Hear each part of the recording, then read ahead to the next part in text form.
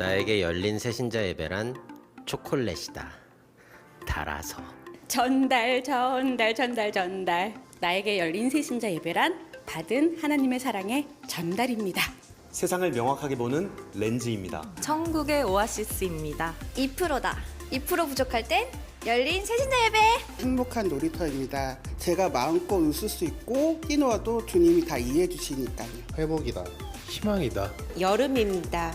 선물 보따리다. 사랑의 음성이다. 거룩한 부담이다. 선물을 받는 순간이다.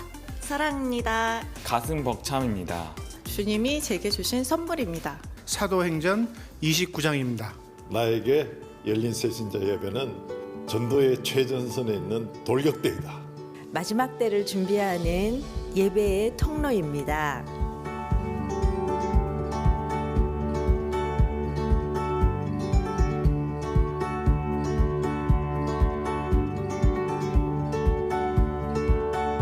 그래서 우리 오늘 이 귀한 사역을 또 하게 될 텐데 오늘 같이 힘있게 한번 또 섬기면 좋겠습니다.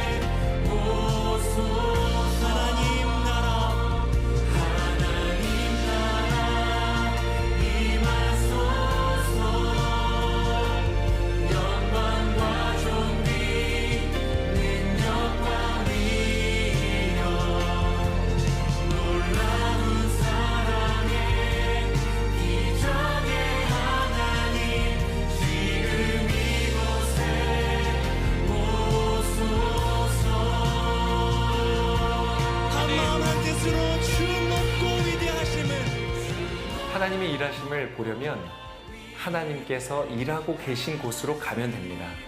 여러분, 열린 예배는 하나님께서 일하시는 곳입니다. 저희 예배에 매주마다 교회라는 곳에 처음 오시는 분들이 계시거든요. 근데 그분들을 만나 뵈면 그들의 삶에 일하고 계시는 하나님을 볼 수 있습니다. 이 교회에 처음 오기까지 많은 손길을 통해서 하나님께서 역사하고 계시거든요. 우리는 바로 그 하나님과 함께 동역하는 것입니다. 저희 열린 예배에 많은 사역의 손길들이 필요합니다. 안내하고 세팅하고 또 예배를 기획하고 환영하고 콰이어로 여러 모양의 손길들이 필요합니다. 여러분, 그곳에 지원해 주시고 함께 우리 사역했으면 좋겠습니다. 여러분이 귀한 축복의 자리로 여러분을 초대합니다.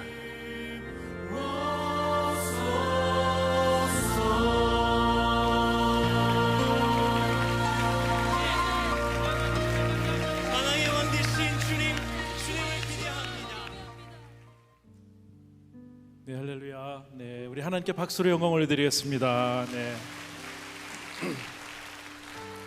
참 만남이라는 게 축복인 것 같습니다. 이렇게 열린 새신자 예배를 통해서 여러분들께 같이 봉사할 수 있는 기회가 참 귀한 것 같습니다. 아까 조 목사님 말씀하신 대로 열린 새신자 예배는 하나님이 일하시는 곳입니다. 오셔서 같이 봉사하고 기도할 때 또 하나님께서 여러분들의 마음들을 충만케 하시고 더 깊게 더 넓게 또 하나님 사랑할 수 있는 시간을 주실 줄 믿습니다. 오늘 특별히 그 요한계시록 말씀을 같이 한번 좀 보겠습니다. 같이 한번 읽도록 하겠습니다. 요한계시록 1장 1절에서 8절입니다. 제가 한 절, 여러분들 같이 한번 교독하겠습니다. 예수 그리스도의 계시입니다. 이것은 반드시 곧 일어날 일들을 자기의 종들에게 보여주시려고 하나님께서 그리스도에게 주신 것입니다. 그리스도께서는 그분의 천사를 통해 자기의 종 요한에게 이것을 나타내 주셨습니다. 요한은 그가 본 모든 것을 증언합니다. 그것은 곧 하나님의 말씀과 예수 그리스도의 증언입니다. 이 예언의 말씀을 읽는 사람과 듣는 사람들과 그 안에 기록된 것들을 지키는 사람들은 복이 있습니다. 이는 때가 가까이 왔기 때문입니다. 요한은 아시아에 있는 7교회에 편지를 씁니다.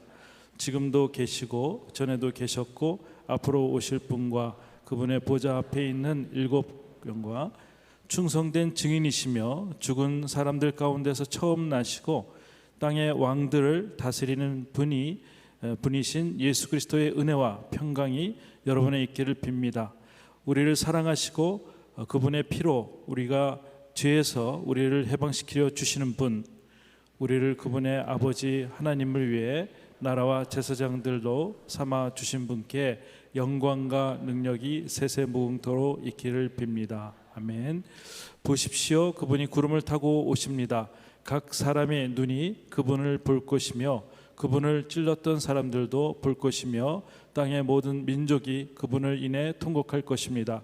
반드시 그렇게 될 것입니다. 아멘. 함께 읽겠습니다. 주 하나님, 지금도 계시고 전에도 계셨고 앞으로도 오실 분이신 전 말씀하십니다. 아멘. 나는 알파와 오메가이다. 네. 우리 한번 같이 따라하면 좋겠습니다. 하나님은 나를 사랑하십니다.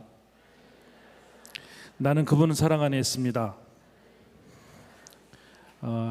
하나님은 오늘도 말씀하십니다. 나의 마음을 하나님께 열겠습니다. 들은 만큼 변할 것입니다. 네, 들은 만큼 반드시 행복해집니다. 아멘. 우리 옆에 분들 잘 오셨습니다. 우리 옆에 분들에게 한번 인사 한번 하겠습니다. 잘 오셨습니다. 성령 충만하십시오. 네. 네. 저는 오늘이렇게 여성민 목사입니다. 전도본부를 섬기고 있고요. 네, 이렇게 또 여러분 뵙게서 반갑습니다. 퍼즐 게임이 있습니다. 요즘 1000조각 정도 되는 퍼즐이 있는데 조각난 퍼즐을 가지고 자리에 맞추는 것이 그렇게 쉽지는 않습니다. 조각이 하나하나 맺어져서 큰 그림이 될 때, 그래서 우리는 완성이라고 하는 작품성을 갖게 됩니다. 그때의 기쁨은 이루 말할 수가 없습니다. 우리가 살아가는 역사를 어떤 사람들은 퍼즐과 같다고 얘기하는 것입니다. 하나하나 조각을 이루어서 전체 그림을 그리는 것 같다고 얘기합니다. 세계 역사가들은 이 시대가 각기 퍼즐이 맞춰가는데 거의 마지막 하나 정도에 맞춰지는 그런 상황이라고 얘기합니다. 요즘 각 나라별로 이상 기후들이 많이 있습니다. 또 개이한 질병으로 인해서 과학이나 의학으로 해결할 수 없는 그런 인간의 한계를 느끼는 것이 많이 있습니다. 도덕적으로 윤리적으로 보면 사람이 이룰 수 있을까 할 정도의 그러한 일들이 많이 나오게 됩니다. 근데 사람들이 그런 것을 보면서 이제 말세가 됐나 하는 그런 이야기들을 하게 됩니다. 오늘 저희는 요한계시록 말씀을 통해서 이제 한 시대를 우리가 사는 저희들이 어떻게 하나님의 음성을 듣고 살아야 할 것인가, 정말 남들이 말세라고 하는데 이때 우리 답은 무엇인가를 오늘 성경 본문을 통해서 같이 나눠보도록 하겠습니다. 성경의 맨 마지막에 있는 책은 요한계시록입니다. 요한계시록은 앞으로 되어질 일들에 대해서 관한 책인데 요한계시록을 처음 믿는 새신자들에게는 좀 어려운 책일 수도 있습니다. 많은 어려움이 있습니다. 근데 도리어 이단들이 이 요한계시록을 가지고 또 잘못 왜곡하고 또 자기의 집단에서 포경으로 사용하다가 보니까 기존에 있는 교회에서 이 요한계시록을 많이 다루지 않는 그런 케이스가 된 것 같습니다. 오늘 이 요한계시록을 통해서 핵심 주제가 있습니다. 두 가지 있는데 오늘 두 가지 팩트를 말씀드리도록 하겠습니다. 첫 번째 팩트는 예수님은 2000년 전에 나의 친구로 오셨다는 것입니다. 우리 같이 한번 저를 좀 따라하면 좋겠습니다. 예수님은 2000년 전에 나의 친구로 오셨습니다. 네. 계시록 그러면 계시라는 것을 우리는 또 헬라어로 아포칼립시스라고 얘기합니다. 계시라는 단어는 어떤 것이냐면은 마치 있는 것을 손수건으로 가렸다가 손수건을 벗기는 듯이 베일을 싹 이렇게 헤쳐보는 것입니다. 있는 그 자체를 숨김없이 보여준다는 뜻, 아포칼립시스라는 것입니다. 성경을 보면 구약 성경과 신약 성경이 있습니다. 구약 성경의 주제는 앞으로 오실 예수님에 대해서 예언한 책이고, 신약 성경은 주님이 살아 계셨을 동안에 사역했던 일과 또 요한계시록 맨 마지막 부분에는 앞으로 오실 주님에 대해서 얘기를 해주고 있습니다. 구약 성경을 전체를 보면은 전부 예언이에요. 주님이 어떻게 오실까, 그리스도가 어떻게 오실까.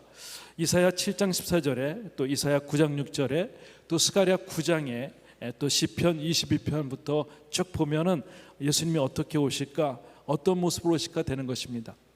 우리가 잘 알고 있는 이사야 53장 같은 경우는 예수님이 십자가에서 어떻게 돌아가실 것을 아주 구체적으로 되었는데, 그가 찔림은 우리의 상함을 일만이고 그가 채찍에 맞음으로 우리가 나음을 입었다고 하면서 그 십자가의 의미에 대해서 우리에게 계속적으로 예언해 준 것이 성경, 구약의 성경인 것이죠. 다니엘서 9장에서도 메시아가 오시겠다는 것들을 계속적으로 예언한 책이 구약의 책인 것입니다. 근데 실제적으로 예수님께서 2000년 전에 예루살렘에서 그 베들레헴에서 태어나셨습니다. 오셔서 눈먼 자의 또 가난한 자의 또 병든 자의 그런 친구로 오셨습니다. 여러 일들을 하셨지만 제일 중요한 일, 십자가에서 그가 찢기시고 죽으시고 죽으신 지 사흘 만에 부활하셔서 다시 승천하셔서 그 소리가 믿기만 하면 우리가 하나님의 자녀가 되는 모습으로 되어지는 것이죠. 하나님이 아들 예수 그리스도가 이 땅에 오신 것을 우리는 인카네이션이라고 하는 것입니다. 그분이 우리를 구원해 주기 위해서 가장 좋은 따뜻한 친구로 저희들에게 오셨습니다. 그래서 예수님은 2000년 전에 우리를 위해서 친구로 오셨다는 것입니다. 저는 여러분들에게 개인적으로 한번 질문을 던져보겠습니다. 많은 우리 예배를 사랑하시는 분들이 오셨는데, 여러분들은 정말 좋은 친구를 갖고 계신가요? 친구라는 뜻은요, 나이가 비슷한 또래에서 사람들을 가볍게 부르는 말이고, 오랫동안 가깝게 그렇게 사귀어온 것을 친구라고 합니다. 관포지교라는 말이 있습니다. 정말 사랑하는 사이, 정말 나를 이해해주는 사이, 친한 친구를 관포지교라고 합니다. 근관지계는 또한 우정과 또 정의가 같이 있어서 정말 굳건한 믿음을 갖는 관계라고 하는 것이죠. 중마고라는 말이 있습니다. 그것은 어렸을 때부터 같이 자라왔기 때문에 나의 허물과 나의 장점을 다 알고 정말 서스름 없는 친구를 친구라고 얘기하는 것입니다. 17세기 철학자 프란시스 베이컨이라는 사람이 있습니다. 그분은 이렇게 얘기합니다. 우리에게 좋은 친구가 있으면 기쁨이 배가 되고 슬픔이 반으로 준다고 얘기를 하고 있습니다. 우리는 친구를 두 가지로 나눌 수가 있습니다. 좋은 친구와 나쁜 친구입니다. 좋은 친구는 정말 내가 힘들고 어려울 때 늘 함께 있어주고 내 얘기를 들어줄 수 있고 나를 이해해 줄 수 있는 친구가 좋은 친구입니다. 근데 나쁜 친구는 내가 어떤 상황인지 상관없이 그들만의 이익을 추구해서 나를 이용하고 또 나를 배반할 수도 있는 사람들이 나쁜 친구입니다. 그래서 20대의 친구들은 누굴 친구로 하냐면은 자기 결혼식 때에 같이 와서 친구로서 사진을 찍어줄 수 있는 친구들이 좋은 친구라고 얘기하는 것입니다. 30대에는 자기 자녀들 돌잔치에 좀 초대할 수 있는 친구들이 좋은 친구라고 얘기하는 것이죠. 40대에는 우리 아버지 돌아가셨을 때 그 아버지의 관을 같이 들어줄 친구들이 좋은 친구라고 얘기하는 것입니다. 60대에는 우리 아들, 딸 장가 보내고 시집 보낼 때 같이 불러서 같이 식사할 수 있는 친구들이 좋은 친구라고 하는 것입니다. 의료계에서도 좋은 친구를 많이들 사귀라고 얘기를 하는 것입니다. 그것은 우울증 예방도 좋고 또 면역 체계도 좋아지고 콜레스테롤 수치도 낮게 해준다고 하는 것이죠. 또 심장 질환도 인한 사망률도 낮춰주고 스트레스 호르몬을 정말 정상 수준으로 유지할 수 있을 만큼 좋은 친구를 가지라고 의료계 쪽에서도 얘기를 합니다. 몇 년 전에 인터넷 게시판에 글이 있었습니다. 왕따 게시판인데요. 제목이 오늘은 내가 죽는 날입니다.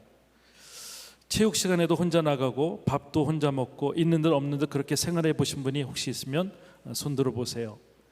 전 초등학교 1학년 때부터 그랬는데 엄청 맞고 비참했죠. 3학년, 4학년, 5학년을 잘 다니다가 6학년 때 또 당하고 중학교 때 1학년 때는 괜찮다가 중2 때 또 맞고 오늘은 내가 죽는 날입니다. 버리지 말라고 그렇게 말했는데 그들은 끝내 날 버렸습니다. 그리고 날 죽였습니다. 내 자신이 이제는 나를 버릴 차례입니다. 이미 죽음이 마지막 죽음이 되길 원합니다. 더 이상 죽고 싶지 않습니다. 나를 마지막으로 더 이상 그 누구도 나를 죽이지 말았으면 좋겠습니다. 2005년 6월 11일자로 해서 그 게시판은 더 이상 아무것도 없었습니다. 친구들이 있다면 곁에서 돌아줘야 될 그런 친구들이 그를 죽음으로 몰아내는 그러한 무리한 사회가 저희들 가운데 있습니다. 여러분들 가장 좋은 친구를 여러분 가운데 꼭 가질 수 있으면 좋겠습니다. 진정한 친구는 내가 어려울 때 정말 함께 있어주는 친구가 좋은 친구고, 내가 힘들고 어려울 때 나를 실질적으로 도와주는 친구가 좋은 친구라는 것입니다. 그럼 저는 정리를 이렇게 하고 싶습니다. 진정한 친구는 내가 절실히 필요할 때 함께 있어주고 나의 어려움을 들어주고 또 실질적인 도움이 되는 친구가 진정한 친구라고 저는 정의를 내릴 수가 있습니다. 저는 여러분들이 오늘 귀한 초대 예배에 오셨는데 일생에 가장 좋은 친구들을 꼭 가질 수 있기를 주의 이름으로 축복해 드립니다. 함석헌 씨가 있는데요. 그 사람을 가졌는가라는 것입니다. 제가 한번 읽어보드리겠습니다. 말리길 나서는 길 처자를 내맡기며 맘 놓고 갈 만한 사람, 그 사람을 그대는 가졌는가. 온 세상이 다 버려 나의 마음이 외로울 때도 저 마음이야 하고 믿어지는 그 사람을 그대는 가졌는가. 이 마지막 부분이 저한테는 많이 울림이 되었어요. 탔던 배 꺼지는 순간 구명대 서로 사양하며 너만큼은 제발 살아다오 할 그 사람을 그대는 가졌는가. 네. 탔던 배 꺼지는 순간 구명대를 서로 사양하면서 너만큼은 제발 살아다오 할 그 사람을 그대는 가졌는가라는 그런 시인 것이죠. 저는 이것을 보면서 좀 자신이 없어졌어요. 나를 위해서 물에 빠졌는데 구명 조끼가 하나 있는데 그것을 나한테 주면서 죽어줄 친구가 있을까? 거의 없는 것 같아요. 좀 서글픈 얘기죠. 근데 도리어 나도 어떤 친구가 죽는데 그냥 내 구명조끼를 주면서 너만큼은 제발 살아다오 할 그런 친구가 있을까? 근데 저도 자신이 없는 것 같아요. 근데 자신이 있는 건 있습니다. 우리의 아들을 위해서는 저는 기어코 그것을 내어놓을 수가 있습니다. 저희 아내도 저를 기어코 내다 놓을 수가 있어요. 근데 그것도 가봐야 알겠지만 죄송합니다. 지금은 그래요. 제 마음이 꼭 드리고 싶어요. 그런데 탔던 배 꺼지는 시간 구명대 서로 사양하지 않고 너만큼은 제발 살아다오 하면서 우리 위해서 구명 그것을 준 분이 계십니다. 2000년 전에 우리 위해서 돌아가신 예수 그리스도이십니다.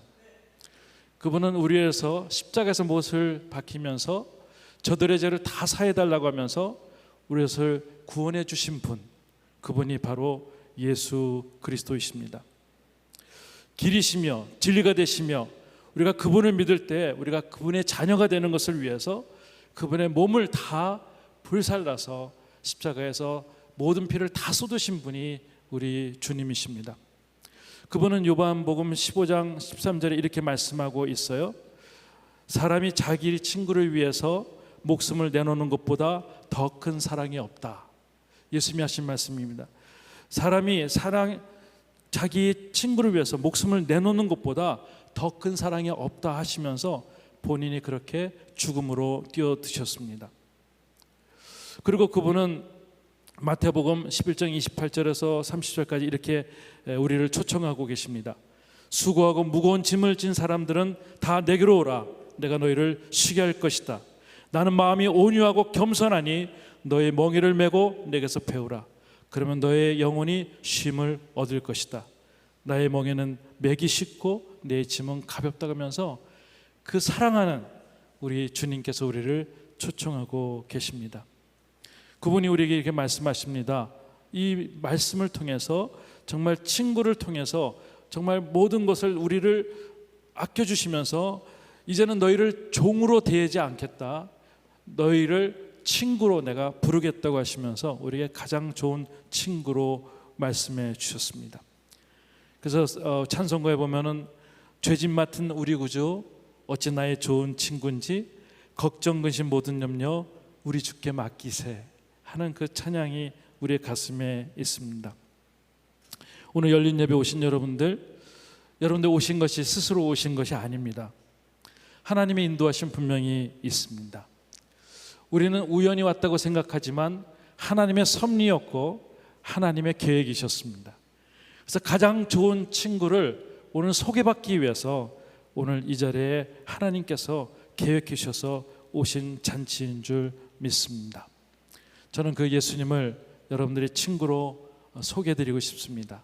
그 친구를 맞이할 수 있기를 주의 이름으로 축복해 드립니다. 오늘 요한계시록에 보면은 팩트 2에서 한번 보겠습니다. 예수님은 이 땅에 심판자로 다시 오실 것입니다. 제가 이렇게 한번 예수님은 곧 오실 것입니다. 다시 한번 따라 예수님은 곧 오실 것입니다. 네, 예수님이 2000년 전에 나의 친구로 오셨다면 예수님은 곧 오신다는 것입니다. 자, 1장 7절 말씀 같이 한번 읽어볼까요? 시작. 보십시오, 그분이 구름을 타고 오십니다. 각 사람의 분이 그분을 볼 것이고 그분을 찔렀던 사람들도 볼 것이며 땅의 모든 민족이 그분으로 인해서 통곡할 것입니다. 반드시 그렇게 될 것입니다. 아멘. 오늘 설교 제목이 그렇습니다. 반드시 그렇게 될 것입니다. 요한계시록은요, 사도 요한이 AD 95년에서 96년경에 유배되어서 반모섬에서 이제 하나님의 계시를 받고 쓴 책입니다. 주제는 예수 그리스도이고 또 앞으로 오실 예수님에 대해서 예언된 메시지입니다. 이 메시지를 보면은 요한계시록 1장에 보면은 내가 본 것에 대해서 얘기하고 2장 3장은 이제 있는 일에 대해서 7교회에 대해서 얘기를 하고요. 또 4장서부터 22장까지는 앞으로 어떻게 장차 되어질 일에 대해서 예언된 말씀인 것입니다. 오늘 말씀하시면서 반드시 그렇게 될 것이라고 말씀하고 있습니다. 요한계시록 쓴 목적이 있습니다. 이것은 우리에게 정말 그리스도인들이 참 위로와 정말 궁극적으로 이 시대에서 박해를 이겨내갈 수 있도록 쓴 것이죠. 근데 현대인들에게는 이 사단의 세력이 너무나 우리에게 강교에 들어오기 때문에 우리가 정말 더욱더 거룩하고 더욱더 주님의 신부가 되어서 그것을 지켜서 정말 주님 만날 때 부끄럽지 않는 만남을 위해서 요한계시록은 우리에게 주는 메시지가 있습니다. 제가 반모섬 한번 가봤습니다. 그래서 요한이 저기 했다는 것을 한번 보았는데 제가 사진을 찾지 못해서 인터넷 찾아가지고 이렇게 되었습니다. 이 자그마한 동굴에서 이렇게 이쪽에서 보면은 바닷가가 이렇게 보여지는 그런 가운데 있는데 그래서 하나님의 음성을 듣고 앞으로 되어질 일에 대해서 쓴 것이죠. 성경은요, 다른 얘기로는 커버넌트입니다. 언약입니다. 약속입니다.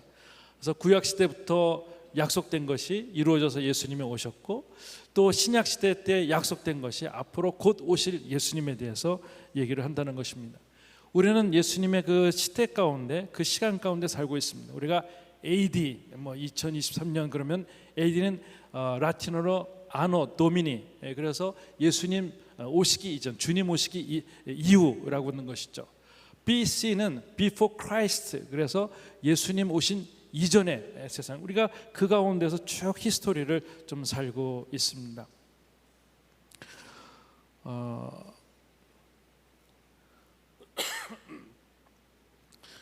제가 한번 진천에 한번 좀 가서 한번 좀 전도를 한 적이 있었는데 한 오래전입니다. 우리 목사님들이 1박 2일 동안에 전도하고 보고하는 시스템을 한번 해봤습니다. 각자 어떤 팀은 부산으로 가고 어떤 팀은 광주로 가게 되는데 저희 목사님 3분이 이제 팀이 됐는데 한 분은 지금 인천에서 개척 좀 하시는 우리 목사님이시죠. 그분이 이제 그 불교계에서 이제 아마 좀 선교사로 있었기 때문에 갑작스럽게 이제 좀 저희들에게 요청을 했어요. 우리가 좀 다른 교회에서도 재워주지 않고 우리가 쫓겨났는데 오늘 우리가 잘 데가 없으니 우리 진천에 있는 중에서 한번 절을 찾아서 한번 가보자 해가지고 3분의 목사님이 저와 함께 이렇게 3분이 이제 가게 되었습니다. 근데 그 전에 이제 교회에 가서 저희 하룻밤 재워달라 했더니 잘 재워주지 않는 거예요. 저희 목사라고 얘기했는데 재워주지 않는 거예요. 그런데 우리는 한번 절에 가보자 해가지고 3 목사님이 남자 3분 목사님이 가는데 그날 굉장히 눈이 와서 우산을 들고 이제 눈을 피하면서 갔습니다.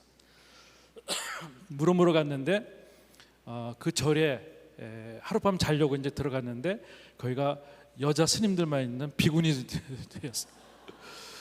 그런데 마당을 이제 눈으로 쓸고 있는데 빈 눈은 막 오고 그래요. 그래서 저희가 이제 여자 스님들이 몇 계시네 하면서 잠깐 그래도 눈 피하면서 가지면 좋겠다 해서 얘기했습니다.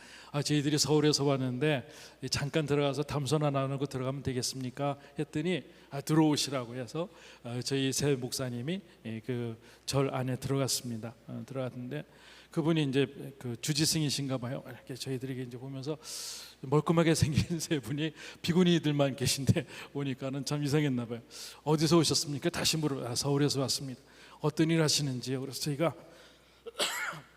솔직히 말씀드렸어요. 저희가 목사인데요. 교회에서 재워주지 않아서 지금 찾다 보니까 이렇게 왔는데 여기 여스님들만 계셔서 좀 그런 것 같습니다. 그냥 담소나 나누고 가겠습니다. 했더니 정말 목사님들이십니까? 그래서 어느 교회 목사님이세요? 이렇게 서울에 잘 아시지 모르지만 온누리교회 목사들이는 아니 그 온누리 유명한 온누리교회냐고 그 온누리교회를 아십니까 스님? 그랬더니 그 스님이 얘기하시는 거예요.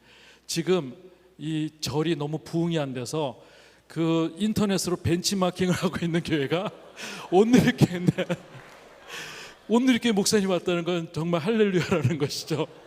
그래서 저희가 그러냐고 그때 제가 열린 예배 잠깐 하고 있었는데 그 열린 예배 그것도 본 것 같다고 막 하면서 안에서 먹을 것을 막 갖고 오신 거예요. 그래서 맨 처음에는 푸대접 받을 줄 알았는데 목사라고 하자마자 온누리교회 목사님 대접을 많이 형성해 받았습니다. 그리고 담소를 나누는데 본인이 얘기를 하는 거예요. 자기는 어렸을 때 주일학교를 다녔다는 겁니다. 그런데 어느 나이가 들고 하면서 교회에 대해서 상처도 받고 또 인생이 무엇인가 이렇게 방황하다가 좀 이렇게 왔습니다. 근데 자기는 극락을 믿지 않는다는 거예요. 불교에서 얘기하는 극락을 믿지 않는다는 거예요. 그 스님은 그건 어떻게 여기서 도를 닦고 무엇을 추구하십니까? 그랬더니 그분이 하시는 말씀이 이런 거예요. 우리가 여기 세상에서 착하게만 살다가 그냥 죽으면 되지 않습니까? 하는 그 얘기를 하시는 거예요. 저희가 이런 얘기를 했어요. 스님, 그것도 좋은 이야기시지만 우리는 영혼이 있고 육신이 있고 우리는 또 정신이 있습니다. 근데 영혼은 여기서 끝마치는 게 죽는 것이 끝마치는 것이 아니라 성경의 세계에는 천국과 지옥이 있는데 로마서 10장 9절 10절 보면은 누구든지 마음으로 믿어 의에 이르고 입으로 시인해서 구원을 얻는다는 구원이 있습니다. 그 영원히 구원받는 것이 있기 때문에 저희가 그것을 설포하고 있습니다. 했더니 그렇군요 하면서 이렇게 대화를 마쳐지게 됐습니다. 가만히 생각해 보니까 그분은 정말 착하게만 살면 된다고 생각하는 것 같아요. 그런데 우리 인생은 착하게 사는 것으로 다가 아니라는 거예요. 우리는 영과 정신과 우리 몸이 있기 때문에 우리가 죽으면 거기서 끝나는 것이 아니라 성경에서 얘기하는 새 하늘과 새 땅이 있는데 우리가 거기서 가기 위해서는 구원을 받아야 된다는 그 메시지를 전하고 싶은 거예요. 이 역사를 보면은요, 제가 한번 차트를 한번 좀 그려봤어요. 여기서 보면은 잘 보이실지 모르지만 우리가 창세기 나가지 않습니까? 창세기 보면은 태초에 창세기가 모든 것이 하나님께서 창조하셨고 내 인물에는 아브라함과 이삭과 야곱과 요셉이 나옵니다. 그리고 또 400년 동안 애굽에서 생활을 하고 또 40년 동안 이렇게 되었다가 또 나중에는 다윗 왕과 솔로몬 왕 때부터 이제 두 나라로 나뉘죠. 이스라엘 백성들. 그 북이스라엘과 남유다로 나눕니다. 또 북이스라엘은 아수르의 BC 722년에 망하고 남유다는 BC 586년도에 망해요. 이때 이사야 53장에서 예수님이 앞으로 우리에게 오셔서 우리 구원에 대한 것을 예언해 주시는 겁니다. 그리고 계속해서 여기에 보면 말라기로 인해서 맞춰지고 400년 동안 아무 일도 일어나지 않습니다. 그리고 BC와 AD 해서 예수님이 탄생하셨고 33년 동안 사셨고 사도들의 그러한 사역을 통해서 복음이 전파됐고 이제 95년 AD 95년에 이 예언서가 나타나게 됩니다. 그 313년에 이제 밀라노 칙령으로 로마가 국교가 되고 또 이어서 우리가 구텐베르크의 그 금속활자가 1400년도에 되었고요. 1517년에 종교개혁이 일어나서 우리가 지금 있는 마르틴 루터를 통해서 우리가 그 프로테스탄트 개신교가 이제 되어졌습니다. 그 가운데 바알, 핸델, 베토벤이 이제 종교 음악을 통해서도 많은 은혜가 되었고 또 이제 보니까 1914년도에 1차 세계대전이 일어나는 그때부터 우리는 20세기가 시작되었다 그런 것이죠. 그러면 우리가 2023년도에 우리가 살고 있는 거예요. 역사 이렇게 쭉 보면 그렇게 많은 것 같지가 않아요. 제가 보니까는 예수님 오신 이후에 2000년 그러면요 100년 주기로 연결고리하면은 20명만 여기 줄을 세워놓으면은 딱 이렇게 보여져요. 100년 정도 이렇게 20명 정도 이게 예수님이 오심부터 여태까지예요. 우리가 생명이 100년 안 된다면 50년까지 하면은 40명만 늘어놓으면은 한 역사가 이제 진행되는 거예요. 이 가운데 우리가 2023년도에 살고 있다는 것입니다. 우리가 태어나면 죽음이 있듯이 이 세상도 창조가 있으면 마지막 날이 있다는 것을 요한계시록은 얘기를 하고 있습니다. 그러면 이것을 우리가 어떻게 살아야 되는가, 어떻게 생각해야 되는가 이렇게 보니까 팀 켈러는 우리가 이렇게 얘기하고 있어요. 그 카운터핏 가치라고 하는 거죠. 카운터핏은 뭐냐면은 모조 지폐처럼 가짜 하나님을 사람들이 다 마음속에 두고 있다는 거예요. 그걸 보면 이렇게 말씀하고 있어요. 하나님만이 주실 수 있는 것을 다른 데서 얻으려 한다면 그것이 바로 우상이라는 거예요. 또 그것을 오래도록 간절히 바를수록 우상이 되고 싶다는 거예요. 우리가 갖고 있는 것, 우리가 생각하는 것 중에서 하나님의 자리에 그것을 하나님을 내려놓고 다른 것을 채워놓으면 그것이 우상인데 그렇게 살면은 끝이 종말이라는 것이죠. 저는 여러분들이 이런 설교를 듣고 이제는 말세를 한번 좀 생각해 보면 좋겠다는 생각을 해보고 있습니다. 제가 한번 꿈에 죽은 적이 있어요. 이런 꿈은 기억이 안 나더라고요. 제가 꿈을 꿨는데 죽었어요. 어떻게 꿨냐면은 제가 한번 사극을 보고 있다가 사약을 먹는 꿈을 꿨어요. 근데 먹으면서 이게 다 마셔야지 빨리 죽겠다, 이게 고통 없이 죽겠다 그래서 꿀꺽꿀 다 마시고 이제 딱 먹는 순간에 나는 죽었구나 딱 하는데 제가 침대에 딱 누워 있는 그런 것을 보게 됐어요. 그리고 저희 아내는 이제 저쪽을 보고 있는데 침대에 이제 앉아 있는 거예요. 그래서 제가 아내 이름을 부르려고 하는데 여보 하려고 그러는데 말이 나오지 않는 거예요. 근데 이제 내가 죽었구나 그러는데 마치 여러분들 옛날 텔레비 분들 브라운관을 콘센트 딱 빼면은 갑자기 탁 해서 하얀 점만 남습니다. 그런 것처럼 막 이렇게 내가 이제 죽는구나, 이제 마지막이구나 이게 생각이 되는 거예요. 내가 고맙다고 할 얘기를 해야 되는데 마지막 때 못하는 그런 마음이 있는 거예요. 그리고 제가 이제 다리를 이렇게 구부리고 있으면서 죽는 거를 보니까 좀 나중에 창피할 것 같아서 다리라도 펴고 죽어야 되겠다 그래서 다리를 펴려고 그러는데 다리가 안 펴지는 거예요. 이게 마지막이 이렇게 내가 조금이라도 움직여야 되는데 움직일 수 없는 그런 순간이 있겠구나 하는 순간에 이 하얀 점까지 딱 없으면 까맣게 완전히 돼서 제가 죽었어요. 곤짝하는데 제가 꿈에서 깼어요. 보니까 야, 하나님 감사합니다. 이게 꿈이었군요. 감사합니다. 하는데 저희 아내가 이 다리를 누르고 이렇게 주무시고 계시더라고요. 그 꿈을 이제 꾼 거예요. 제가 그 꿈 꾸고 나서 한참 이제 아침에 생각하는데 야, 마지막 순간에 우리가 있겠구나 생각이 됐어요. 우리가 하루를 지내면 아침에 일어나면 잠을 자지 않습니까?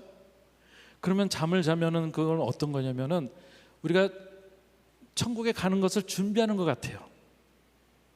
아침에 일어난다는 것은 누구에게나 다 있는 것이죠. 아무리 강한 사람이라도 이 잠을 안 잘 수는 없는 거예요. 잠을 잔다는 것은 마지막에 있다는 것들을 우리가 계속 연습시키는 것 같아요. 아, 이 마지막이구나. 근데 마지막 딱 되는 순간에 우리가 하나님 앞에 갔을 때에 하나님 감사합니다.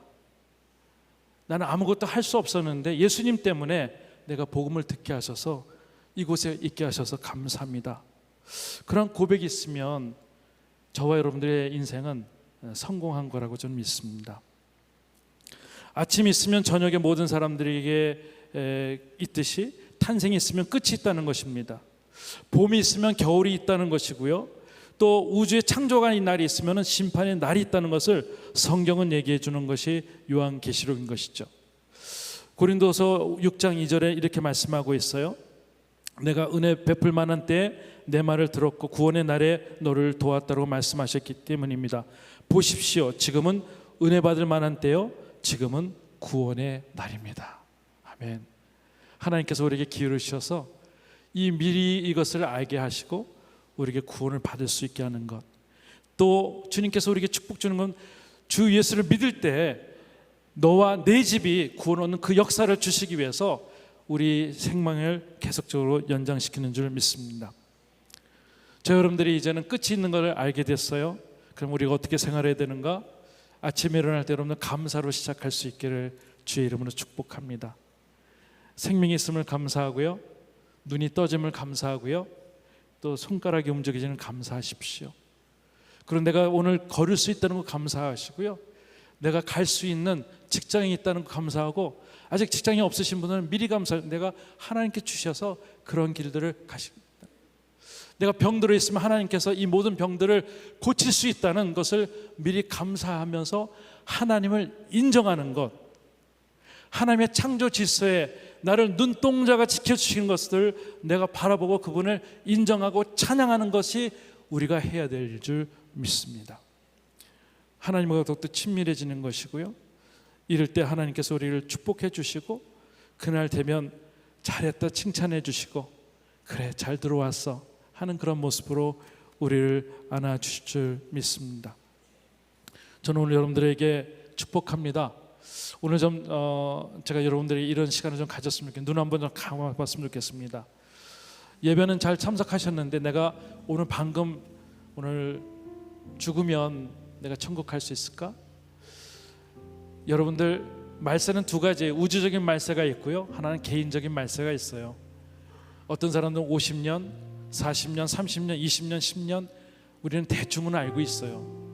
이 가운데 가장 중요한 거는 주님이 우리 위해서 주셨던 그 복음을 우리가 받아들이고 하나님의 자녀가 되는 것이 필요한 줄 믿습니다. 오늘 여러분들 마음속에 내가 천국에 대한 확신이 있나 없나 한다면은 오늘 제 기도를 한번 좀 입으로 솔직하게 고백하면서 예수님을 내 마음속에 인격적으로 모시면 좋겠습니다. 그렇게 제 도전에 여러분들 응하시기를 원하신다면 오늘 가슴에 한번 손을 얹어 주십시오.